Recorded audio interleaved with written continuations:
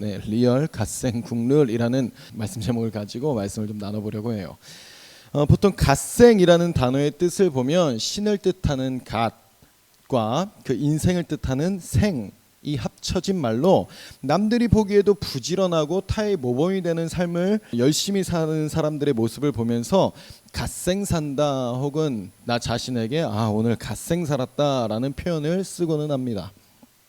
저도 개인적으로는 굉장히 좀 정말 열심히 사는 사람이거든요. 그래서 주변인들로부터 갓생너라는 말을 좀 듣기도 합니다. 이것저것 하고 싶은 것도 많고 또 관심도 많고 또 욕심도 많다 보니까 여기도 발을 담그고 여기도 발을 담그고 여러 가지 것들에 신경을 쓰고 있다 보니까 어느새 막 스스로도 감당하기 어려울 정도로 그렇게 막 치여서 산단 말이에요. 게다가 요즘은 또 저도 어쨌든 학생 신분으로 있기도 한지라 지금 내일부터 중간고사가 시작이 되거든요. 그래서 시험과 성적에 대한 스트레스를 지금 엄청 받고 있는 중입니다. 여러분들의 마음을 충분히 이해한다니까요. 개인적인 얘기를 좀 한다면 저도 어쨌든 집안의 가장으로 있는 사람이잖아요. 그런데 이 등록금이 사실 만만치가 않은 겁니다. 아이는 점점 커가고 돈 들어갈 곳은 점점 더 많아지는데 돈을 더 벌어오지는 못할 망정 오히려 돈을 더 쓰게 되는 상황이다 보니까 저희 집사람이 얼마나 더 답답하고 불안하겠냐고요. 그래서 그나마 제가 할 수 있는 것이라곤 이 등록금에 대한 부담을 조금이라도 덜하게 하기 위해서 뭘 해야겠습니까? 공부해야죠. 공부 열심히 해야 된다고요. 장학금이라도 받으면 그래도 등록금 지출에 대한 걱정을 좀 안 할 수가 있다 보니까 공부라도 열심히 해서 장학금이라도 받아야 된단 말이에요. 그래서 뭐 본의 아니게 자랑처럼 좀 자랑을 하게 되지만 참 다행스럽게도 저는 지금까지 매 학기 장학금을 받고 있어서 입학할 때 그 등록금을 낸 것 제외하고는 제 돈으로 따로 등록금을 낸 적이 아직까지는 한 번도 없습니다. 참 감사한 거죠. 감사하기도 감사한 것이지만 그만큼 부담감이 또 있는 거예요. 그 압박감이 또 있는 겁니다. 그러니 시험에 대한 스트레스가 있겠어요? 없겠어요? 어마어마하게 있단 말이에요. 제가 생각할 땐 여러분들보다 더 하면 더 했지 덜 하진 않을 거란 말이에요. 그거를 한번 성적이 놓쳐버리게 되면 그냥 300만 원, 400만 원이 나가버리는 상황이다 보니 얼마나 그 외줄타기 하는 그 기분이겠냐고요. 그런데 여러분 생각해 보십시오. 제가 중간고사 기간이라고 기말고사 기간이라고 시험 기간이라고 공부해야 된다고 해서 오늘은 교회를 안 나오는 겁니다. 교회를 빠지는 거예요. 시험 공부해야 돼서 오늘은 교회를 못 나갈 것 같습니다. 부장님이 말씀 좀 해주세요. 이러고서 막 교회를 안 나온다고 생각해 보세요. 상상이 안 되는 모습이지 않습니까? 그런데 상상이 안 되는 모습이라고 말하는 것도 웃긴 거라고요. 왜 여러분들은 되는데 저는 안 됩니까? 여러분들은 학생이고 저는 어른이라서요? 아니면 여러분들은 예배 참석자들이고 저는 말씀 전하는 전도사라서요? 아니라니까요. 물론 말씀을 전해야 하는 어떤 책임과 의무가 주어져 있기 때문에 그만큼 더 예배의 자리를 지키려고 하고 맡겨진 사명을 지켜야 하는 것은 분명히 있긴 있겠지만 지난 설교 시간에도 말씀드렸다시피 저나 여러분들이나 선생님들이나 이곳에 모인 우리 모두는 다 하나님 앞에서 예배자로 서 있는 자들이라는 것입니다. 다 같은 예배자로서 이 자리에 나와 있다는 거예요. 여러분 부탁드리는데 시험 기간이라고 예배 빼먹지 마십시오. 물론 출석만을 가지고 그 사람의 믿음을 함부로 판단할 수는 없는 것이겠지만 우선순위가 눈에 보여지는 것 아니겠습니까? 가장 기본적인 예배 참석이 제대로 되지 않는 사람에게서 무슨 대단한 믿음의 모습을 기대할 수가 있겠냐는 거예요. 제가 앞에서 예배 빼먹지 말라고 말하는 거 지겨우시죠? 저도 참 지겨운데 어쩔 수가 없습니다. 저는 말씀을 전하는 사람으로서 여러분이 하나님 앞에서 올바른 방향으로 나아갈 수 있도록 지도를 해줘야 되는 사람이기 때문에 그 책임감이 있는 사람이기 때문에 말을 할 수밖에 없다고요. 저도 말씀을 준비하면서 고민한다니까요. 이런 말 하면 또 애들이 부담스러워하지 않을까? 이런 말 하면 또 애들이 괜히 또 찔려가지고 교회 안 나오려고 하는 거 아닐까? 이런 불안한 마음이 드는 것도 솔직한 마음이고 걱정이 되는 것도 사실이에요. 그럼에도 이런 말을 할 수밖에 없는 것은 하나님의 말씀이 그렇게 얘기하고 있는데 그것을 제가 어떻게 감히 제 맘대로 저 편하자고 여러분들 듣기 좋은 얘기만 하고 있을 수가 있겠냐고요. 내 아이가 공부는 안 하고 스마트폰만 보고 있는데 그것을 보면서 어떻게 가만히 냅둘 수가 있겠냐는 겁니다. 내 아이가 이빨도 안 닦고 세수도 안 하고 그냥 자려고 하는데 그것을 어떻게 가만히 냅두고 있겠냐고요. 소리를 질러서라도 화를 내서라도 혼을 내서라도 일으켜 세워서 그만하게 하고 올바른 성장을 할 수 있도록 어떻게 해서든 지도해야 할 것 아닙니까? 사랑한다고 해서 내 아이가 그냥 지가 하고 싶은 대로 냅두는 거 그거 사랑 아니라니까요. 방관입니다. 애 망치는 거라고요. 여러분들도 마찬가지입니다. 여러분들은 우리 교회에서 제가 담당하고 있는 저의 사랑하는 성도님들이에요. 하나님께서 제게 맡겨주신 너무나 귀한 영혼들이라고요. 사랑하는 여러분, 여기 앞에 있는 저나 여기 계신 선생님들이나 다 여러분들을 진심으로 사랑하고 있음을 믿으시기를 소망합니다. 그리고 무엇보다 그 누구보다 하나님께서 여러분들을 사랑하고 계시다는 것을 믿으시기를 축복합니다. 그 사랑이 하나님께서 여러분들을 너무 사랑하셔서 하나님의 그 사랑 안에서 그 말씀 안에서 여러분들의 모습이 그 행복하게 살아가기를 원하시는 그 하나님의 마음을 여러분들이 모르고 그냥 세상의 가치관을 따라서 살아가는 여러분들의 모습을 보실 때에 얼마나 마음이 아프시고 안타까워 하시겠냐고요. 말씀 안에서 하나님께서 원하시는 진짜 갓생을 살아가는 여러분들이 되시기를 축복합니다. 세상이 말하는 갓생, 세상에서 잘 되기 위한 갓생 말고 진짜 하나님 안에서 하나님께서 원하시는, 하나님께서 이끄시는 그 삶을 사는 리얼 갓생을 살아가시는 여러분들이 되시기를 축복합니다. 제가 어느 날 TV를 보는데 티처스에 나오는 그 어떤 유명한 수학 선생님이 나오는 방송이 좀 나오고 있더라고요. 정확하게 어떤 프로그램인지는 모르는데 어떤 강사님들이 좀 나와서 이 학생들이 공부하는 그 방법 같은 것들을 코칭해주는 그런 프로그램인 것 같아요. 중학교 1학년인 어떤 학생이 나왔는데 그 학생의 하루 시간표를 봤더니 학교, 학원, 숙제, 취침 거의 이 패턴으로 살아가고 있는 거예요. 학교 끝나면 학원 가서 공부하고 또 학원 끝나면 집에 와서 숙제하고 숙제 마치고 잠자고 일어나서 학교 가고 그 패턴이 계속 반복되는데 이 학생이 3시간을 잡니다. 3시간. 취침 시간이 3시간이에요. 3시간 자고 일어나서 학교 가고 학교 끝나고 집에 잠깐 들렸다가 학원 가고 학원에서 거의 12시 넘게 끝나고 집에 와서 쉬는 게 아니라 또 학교 학원에서 내준 숙제 하다가 3시쯤 자서 3시간 자고 다음에 일어나서 또 학교 가고. 그런데 이 학생이 뭐라고 하는 줄 아십니까? 늘 불안하다는 거예요. 자기가 다른 친구들에 비해서 뒤처질까 봐 늘 불안하다는 겁니다. 공부를 해도 늘 불안하다는 거예요. 그 방송을 저랑 가족들이랑 이제 같이 보고 있는데 그 학생의 모습을 보면서 제가 하엘이한테 이렇게 얘기했습니다. 야, 김하엘이 행복한 줄 알아 있지 아자. 너는 저렇게 안 살잖아. 엄마 아빠가 저렇게 살게 안 하잖아. 그러니까 이 딸내미가 이렇게 받아치더라고요. 아빠, 포기하면 편해. 사람마다 자신들만의 삶의 방식이 있고 목표가 다르고 살아가는 환경이 다를 수 있겠지만 제가 볼 땐 그 학생의 모습이 하나도 행복해 보이지가 않는 겁니다. 물론 제가 틀리게 본 것일 수 있겠지만 늘 불안하다고 말하는 그 아이의 얼굴의 모습에서 행복감이라고는 전혀 찾아볼 수가 없는 거예요. 너무 안타까운 겁니다. 중학교 1학년이 3시간 자가면서 그렇게 공부를 열심히 하는데 그 마음속에는 늘 불안함이 있는 그 삶. 너무 안타까운 겁니다. 그 모습이 어떻게 행복한 삶이라고 말할 수 있겠냐고요. 하나님께서는 여러분들의 행복한 삶을 살아가기를 원하신다니까요. 그런데 여러분들의 행복한 삶을 살아가지 못하는 이유가 무엇이겠습니까? 세상의 방법을 쫓기 때문이라는 거예요. 세상의 가치관 속에서 세상이 말하는 방법대로 세상이 원하는 기준에 맞추려고 아등바등 살아가고 있으니까 그것에 뒤처지기라도 할까봐, 그것에 미치지 못하면 불행해질까봐 불안한 마음을 가지고 있으니 진정한 행복을 누리지 못하는 건 아니겠냐고요.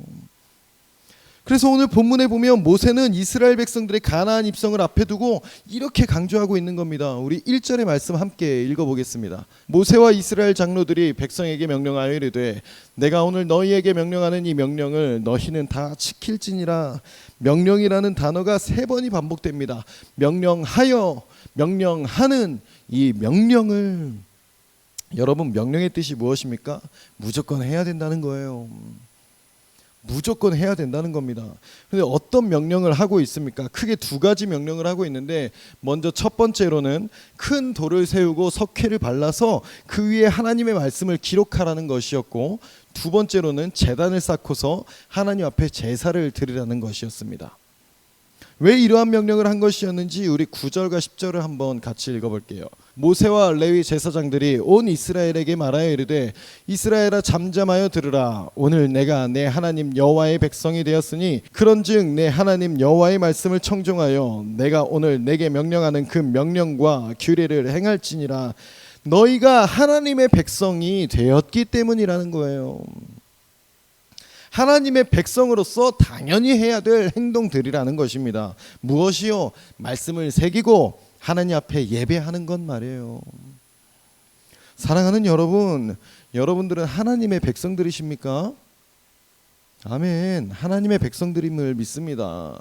그렇다면 여러분들이 하나님의 백성들이라면 하나님의 백성다운 모습을 나타내야 된다는 거예요. 어떤 거요? 말씀을 새기고 그 말씀대로 살아가고 하나님 앞에 예배드리는 삶, 그게 하나님의 백성들의 삶의 모습이라는 것입니다. 말씀을 새긴다는 것은 그 말씀대로 살아간다는 거죠. 저희 집에선 주일 예배를 빼먹는 것은 있을 수가 없는 일입니다. 그래서 제가 지난주였나 하엘이의 절친한 친구가 그 친구 생일 파티에 초대를 했는데, 그 절친한 친구의 생일 파티였음에도 불구하고 이 하엘이가 주일이라서 자기는 예배드리러 가야 돼서 그 생일 파티에 못 간다라고 말했던 그 일화를 여러분들에게 말씀드렸었습니다. 그만큼 저희 집에선 이 주일 성수에 대한 부분이 너무나 명확하게 제도화되어 있는 거예요. 정말 뭐 사고가 났거나 뭐 해외에 나가 있는 뭐 대회가 있다거나 뭐 그런 특수한 상황이 아니고선 주일에는 무조건 예배를 지켜야 하는 것이 집 안에 그냥 정해져 있는 것입니다. 저희 하엘이는요, 진화론 뭐 이런 거 머릿속에 들어갈 수가 없습니다. 무조건 창조예요. 그 세계관이 정립되어 있기 때문에 진화론이랑 뭐 헷갈리거나 주일에 빼먹는다거나 이런 거 절대 용납이 안 되는 겁니다. 너무나 당연하게 생각한다고요. 왜 그렇게 된 것이겠어요? 하엘이가 저의 딸이기 때문입니다.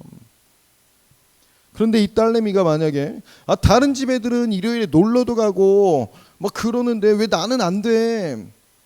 뭐 그런 말 하게 되면 저는 이런 말밖에 안 나오는 거예요. 야, 그럼 너 그 집 가서 살아. 그럼 너 그 집 가서 살아. 이스라엘 백성들은 하나님께서 택하신 백성이라는 겁니다. 애굽에서 노예로 살아가고 있던 그들을 하나님께서 친히 기억하시고 은혜를 베푸셔서 그들을 직접 이끌어내시고 하나님의 백성들로 삼아 주셨단 말이에요. 세상의 가치관과 세상의 방법대로 살아가는 사람들이 아니라 하나님께서 주신 참된 진리로 세워진 그 가치관 앞에서 이 세상 만물을 창조하시고 사람을 만드신 그 하나님께서 원하시는 삶의 모습대로 살아가는 그 백성들로 삼아 주셨다는 것입니다. 하나님의 창조의 이유에 맞게 살아가게끔 그 백성들을 인도하시고 그렇게 살아가게 해주셨다는 거예요. 그러니 너희는 내가 택하고 이끌어낸 나의 백성들이니까 내가 너희에게 주는 말씀을 새기고 예배하는 삶을 살아가라는 겁니다. 우리 잠깐 마태복음 22장 37절에서 40절까지의 말씀을 한번 좀 볼게요. 예수님께서 말씀하신 말씀인데 같이 읽어보겠습니다. 예수께서 이르시되 내 마음을 다하고 목숨을 다하고 뜻을 다하여 주 너의 하나님을 사랑하라 하셨으니 이것이 크고 첫째 되는 계명이요 둘째도 그와 같으니 내 이웃을 내 자신같이 사랑하라 하셨으니 이 두 계명이 온 율법과 선지자의 강령이니라. 하나님께서 새기라고 주신 말씀이 무엇입니까? 여러 가지 말씀들이 있겠지만 그것을 압축하면 하나님 사랑해라, 그리고 너와 너의 이웃들을 사랑해라, 이 두 가지라는 거예요. 예수님께서 이 말씀을 함축적으로 다 압축해서 얘기해 주시는 겁니다. 그런데 이 세상을 보십시오. 어떤 세상입니까? 수많은 우상들이 판치고 있는 세상이잖아요. 물질의 신, 쾌락의 신, 명예의 신, 권력의 신 등등 얼마나 많은 우상들로 하나님보다 그것들을 더 우상화시키면서 그것들을 위해서 살아가고 있는 세상이지 않습니까? 또 이웃도 사랑하지 못하고 나 자신조차도 사랑하지 못하는 그런 세상이 만들어지고 있잖아요. 저는 요즘에 다행히 저희 딸이 다니는 학교는 그렇지 않은데 요즘 학교를 보면 학교 주변에 사는 사람들, 아파트에 사는 사람들의 그 민원 때문에 운동회도 못 한다면서요. 그거 눈치 보여가지고 저는 그 뉴스 보면서 깜짝 놀랐습니다. 세상이 어쩜 이렇게 각박해질 수가 있습니까? 그 아이들 운동회 하는 게 예전에는 정말 그 동네의 축제였단 말이에요. 그런데 지금 그거 시끄럽다고 하지 말라는, 이웃을 사랑하기는커녕 점점 서로를 미워하게 되는 그러한 시대가 되어가고 있다고요. 게다가 또 스스로는 사랑하고 있습니까? 이 각박한 세상 속에서 그 세상이 원하는 그 기준에 맞춰지지 못하는 그러한 삶을 살아가다 보니까 자기 스스로도 사랑하지 못하는 모습들이 나타나고 있잖아요. 그러면서 어떻게 해요? 절망적인 현실과 상황 속에 갇혀서 그 목숨까지 자기 스스로 그냥 끊어버리는 선택을 하는 자살률 1위라는 그러한 나라가 되어가고 있는 모습을 우리가 여러 매체들을 통해서 보고 있지 않습니까? 말씀을 보고 세상을 보면 정말 신기하다니까요. 어쩜 그렇게 정반대로 되어가고 있는지 신기하다고요.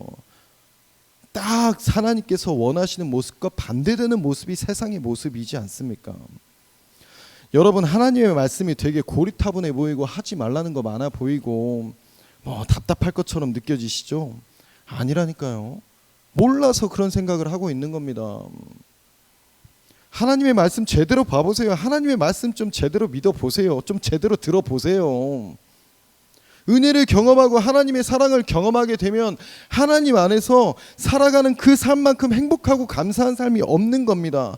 세상이 말하는 세상에서 잘 사는 방법, 세상에서 잘 되는 방법, 세상에서 말하는 가치관, 그거 백날 쫓아보시라고요.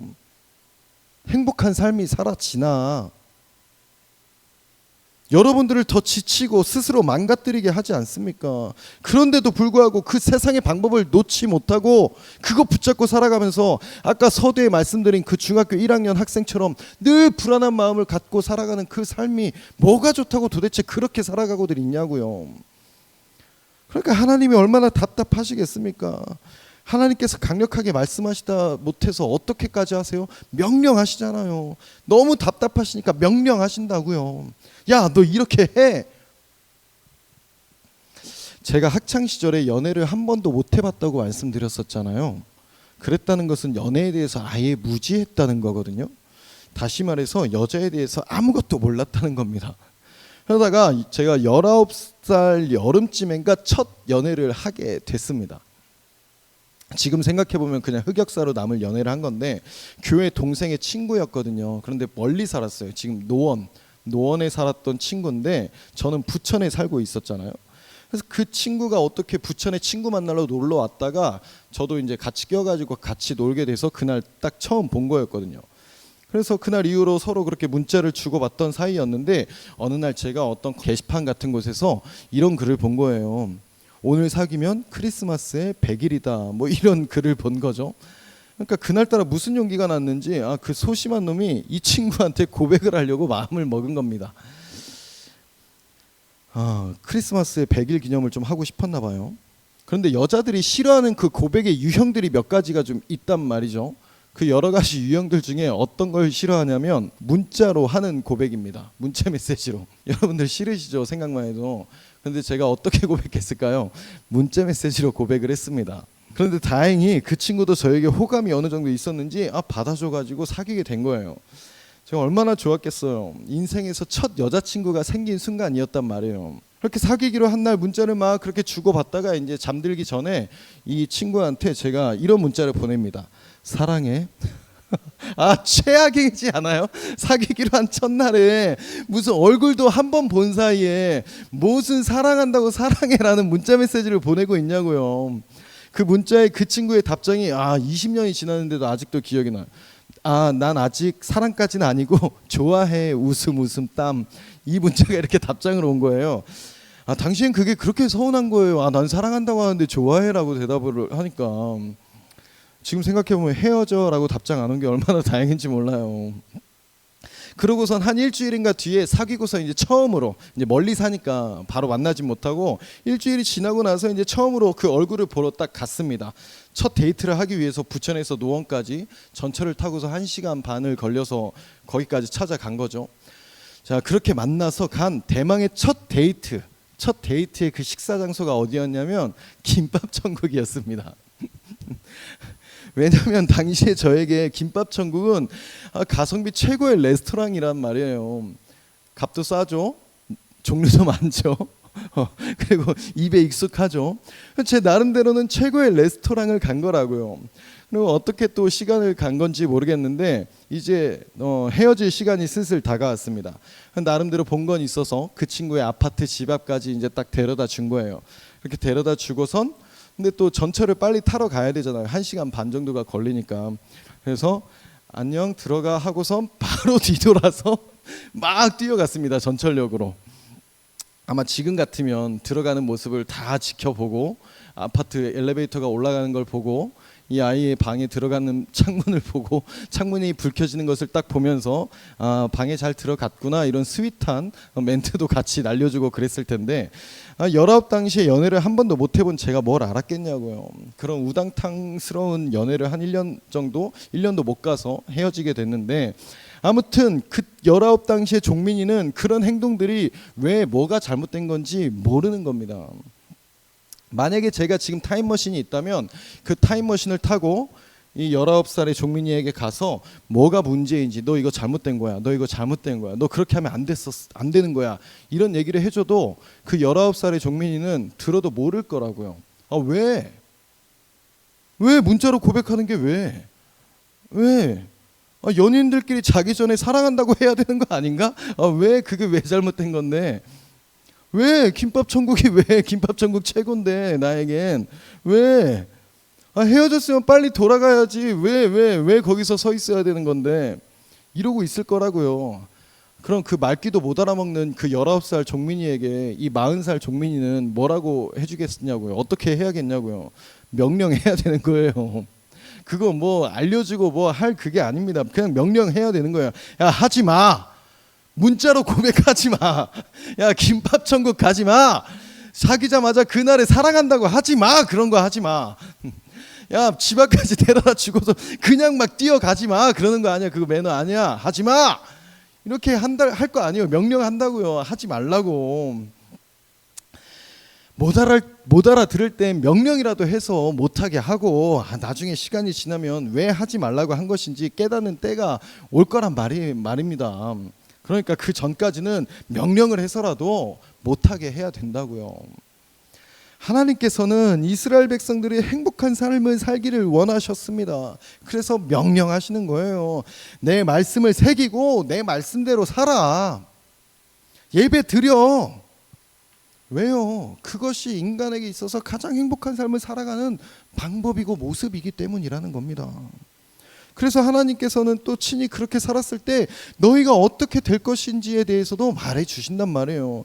우리 신명기 28장 1절 한번 같이 읽어보겠습니다. 내가 내 하나님 여호와의 말씀을 삼가 듣고 내가 오늘 내게 명령하는 그의 모든 명령을 지켜 행하면 내 하나님 여호와께서 너를 세계 모든 민족 위에 뛰어나게 하실 것이라.